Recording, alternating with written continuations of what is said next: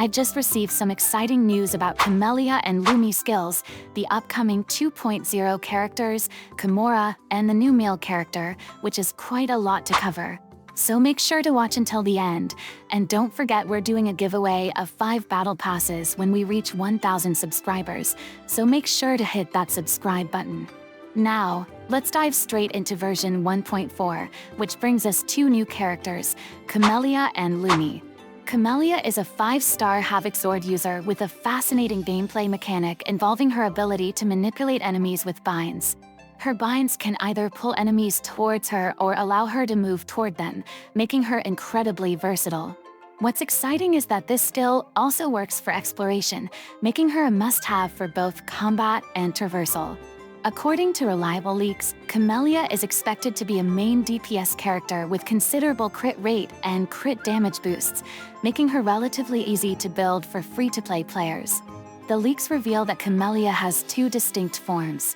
In her red hair form, she stays airborne, using her vines to either hover or attack, and she even appears upside down in some animations. Her ultimate attack also features upside-down animations, which is a unique twist. Her red hair form is triggered by her skill, and holding the attack button while in this form will turn her into a spinning Beyblade of sorts, dealing continuous damage. What's more, sprinting in her red hair form activates a special air animation involving her vines. It looks like each of her 2 forms will focus on different play styles, one for basic attacks in her witch form, and the other for spinning and flying skills in her red hair form. Moving on to Lumi, a 4-star Electro Broad Blade user. She comes with a brand new character model and has a pet companion that assists her in combat, boosting her team's damage. Lumi has a unique design, sporting animal ears and a tail, which adds to her striking look. She's slightly taller than Danjin, and judging by her skill set, she's likely to be a sub-DPS or support character, designed to boost the team's overall damage rather than being a primary DPS.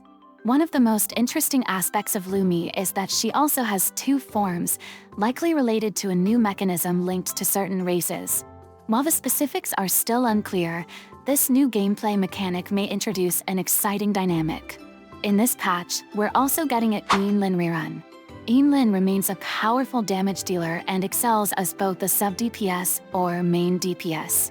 Her kit revolves around dealing constant damage, whether she's on or off the field. Yinlin works best in electro-based teams, with her outro skill requiring some synergy with the team to maximize its effects. However, if you've already got solid sub-DPS characters, you might want to save your pulls for the upcoming 2.0 and 2.1 characters, as they bring something new and fresh to the table. Now, moving on to version 2.0, there's been a major update regarding Chun. Chun has been redesigned into Camorra, so now Camorra and Chun are the same character. Camorra, like Chun before her, is expected to be a Glacial DPS with massive damage potential and will likely be the first ever limited gun user in the game. Camorra is from the new region, Resonator, and it seems that she might also be a dual-wielding character, making her the first from Resonator to enter the game. Next, we have Rococo, the second character expected in 2.0. Rococo comes with a purple color theme and a carnival-inspired design. She has a very gothic aesthetic, complete with pink and blue hair. Her eyes are 2 different colors, one yellow and one red-pink, and she's accompanied by a small pet monster, which aids her in combat. Rococo's weapon seems to resemble a suitcase, hinting that she might use a broad blade as her primary weapon. This adds to the already dynamic and exciting lineup for 2.0.